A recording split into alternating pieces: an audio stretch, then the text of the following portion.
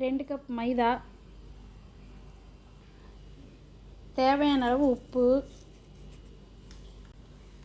1 spoon butter.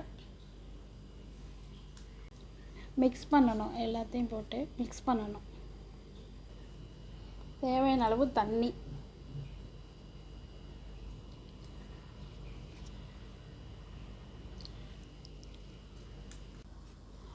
சப்பாத்திக்கு பிசைகிற மாதிரி பிசையணும்.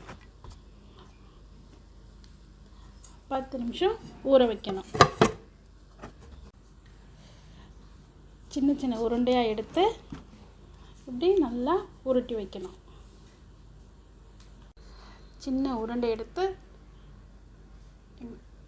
எடுத்துட்டா சீடை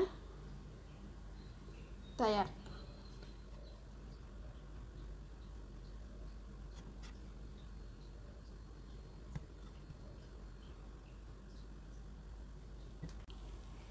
இப்போது இதை எண்ணெயில் போட்டு பொரிக்கணும்.